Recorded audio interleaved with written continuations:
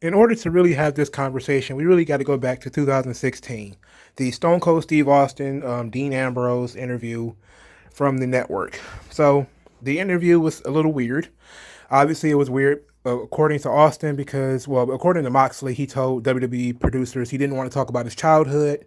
Austin didn't know this, asked him about his childhood anyway, and Ambrose kind of shut down. But what the important thing of this interview is not why it was awkward and why it was weird. It was that Steve Austin was kind of waiting for Jon Moxley's breakout moment. And he was pushing Jon Moxley and basically saying that Jon Moxley was complacent. And Moxley, he kind of sat there and he didn't really say much. And then, of course, it was, well, it's WWE's fault. They won't let me be me. That was the overall excuses. I can't, man. I can't be great. They won't let me be great. Well, Jon Moxley's been out of the WWE for quite a while now, and I'm still waiting for him to be great. I'm still waiting for all of this stuff that people were telling me about how great of a worker he was, and they were making him change his style, and they were scripting the promos so he couldn't cut grip promos. I was waiting for all this stuff.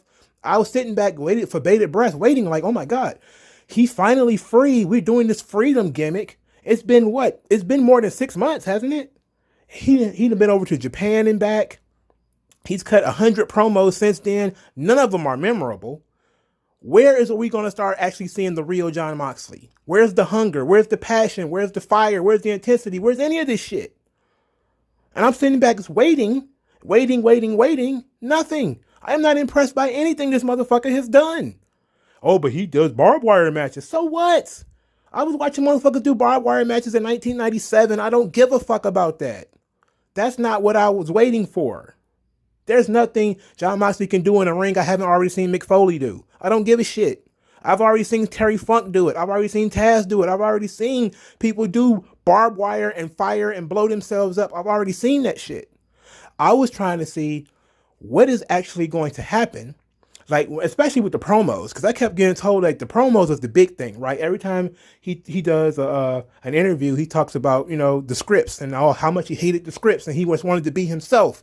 And I sit back and I keep thinking, every time he does a promo on AEW Dynamite, it's more swag. It's funny neck movements and his shoulders moving, but he's not really saying much of anything. There's no fire there. Is it swag? Yeah, it's swagger, but there's no meat on the bone. He's no Austin. He's no Flair. He's no Piper. He's no Foley. What the fuck am I talking about here? Why do I even need to do this video? It's got to be because people obviously are just, anti WWE, which is cool, whatever. I don't give a shit. But ultimately, objectively, what promo has he done that was actually so good that it would have happened if it couldn't have happened? This promo could not have happened under the WWE banner because it was so fire. It was so dope. Nothing. It was nothing. He hasn't done anything. At least Jericho has come up with some decent shit, even though Jericho sounds like Jericho. Even, Jericho go, oh, it's great to not have a script, but Jericho still sounds like Jericho. He's still doing bits. So you telling me Jericho is not doing scripts? Jericho's doing scripts, okay? I don't care what you say. Because you can listen to some Jericho promos and how he approaches things. He sounds, maybe not on commentary. Of course, you can't do, you can't script commentary. That's just almost impossible.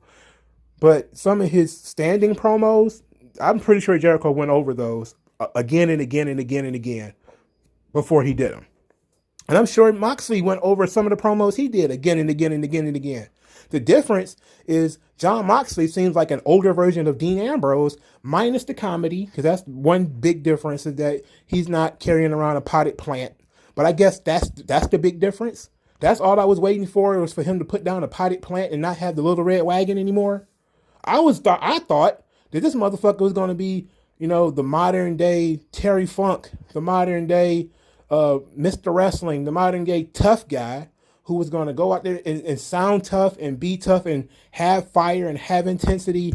And I don't see that. I don't see any hunger out of Jon Moxley at all.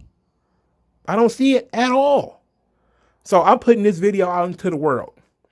A personal challenge for somebody to show me a Jon Moxley promo that took place after his run in WWE, where he was supposedly handicapped by the scripts and the promotion and everybody who wanted him to look like a fool. Oh, they wanted me to look stupid. I was like, okay, show me what you're supposed to be doing now. Show me Jon Moxley.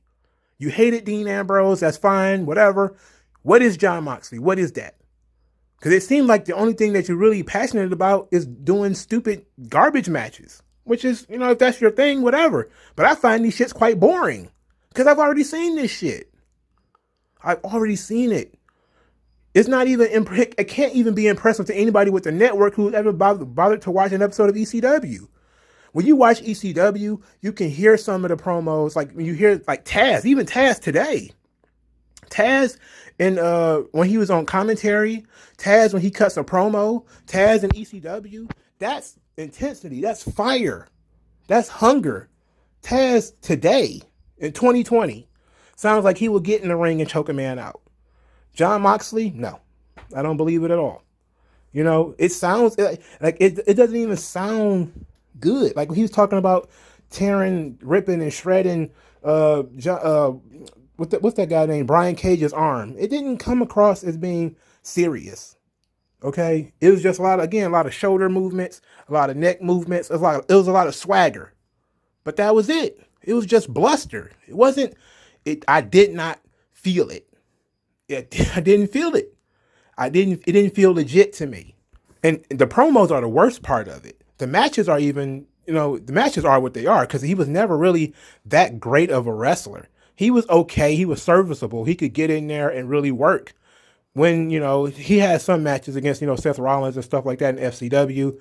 I've seen some of his stuff before he went to WWE. He's a decent worker, but he's kind of thrown that out the window because now he's, a superstar. He can do whatever he wants because he has quote unquote creative freedom.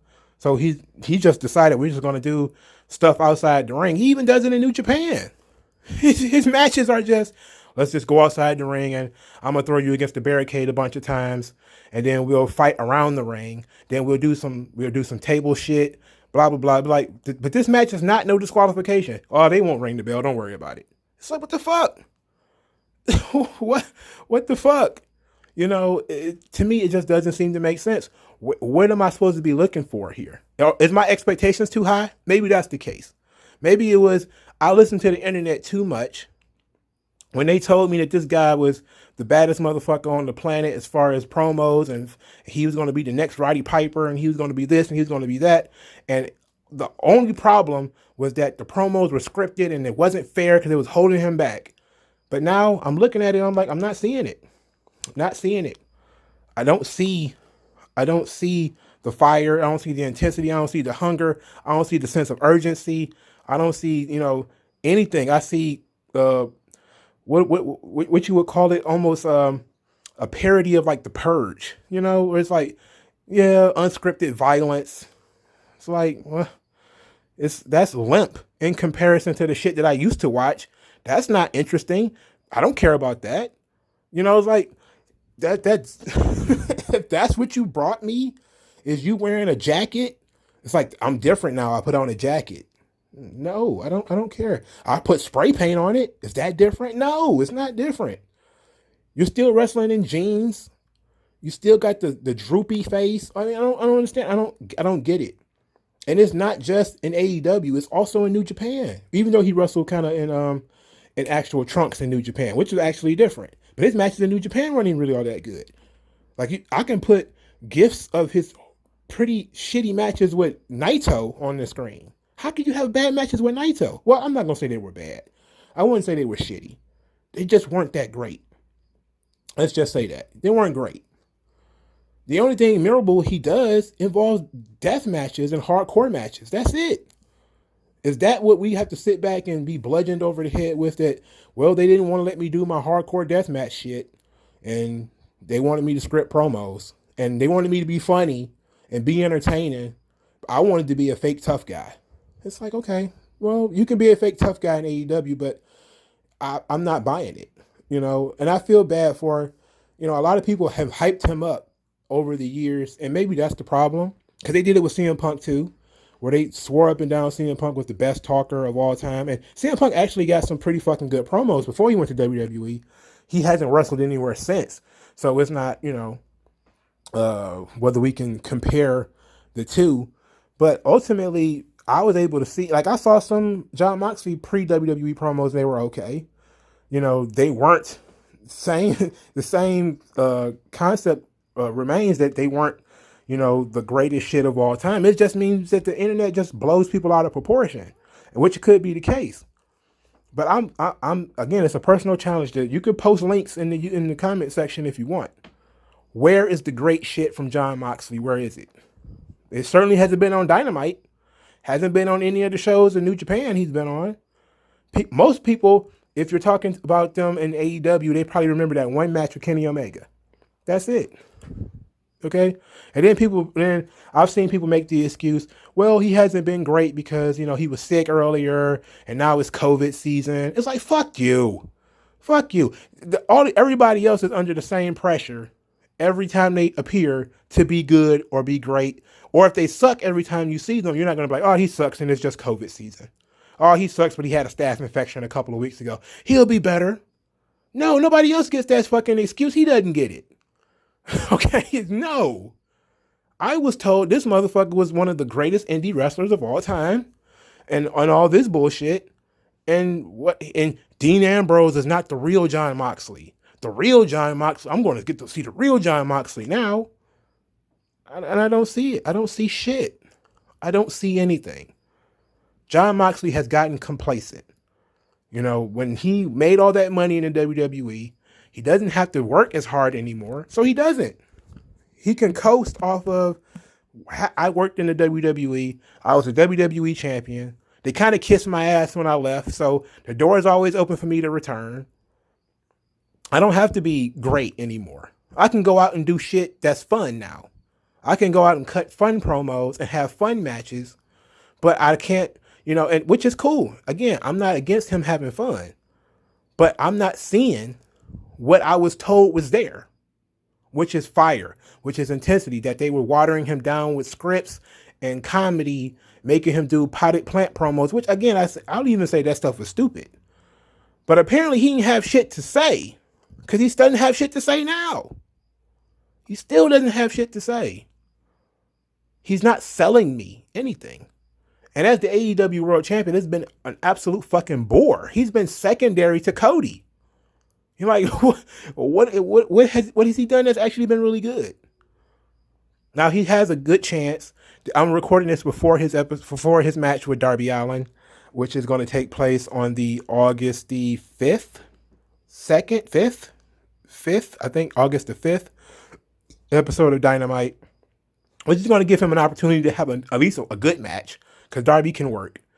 You know, at least he can work, you know, his game, even though he does garbage death matches stuff too. You know, it gives them an opportunity I'm pretty sure the match is going to be a garbage death match. Let's just be honest about it. You know, they're probably going to thumbtack each other to death and staple their balls to their forehead and all that tough, you know, the jackass stuff. They're going to go out there and have jackass matches. But, you know, to me, it's not impressive. I don't care. I've already seen that shit. I was waiting for the guy to be unleashed. I heard he was unleashed. He was unchained. Now I just see a guy like, you know, he'd rather do anything else. Maybe he ought to take some time off from wrestling, because he doesn't seem to be really into it as far as I'm concerned. You know? But that's just me. Let me know what you think in the comment section below. Like, share, and subscribe. I'll talk to you guys later.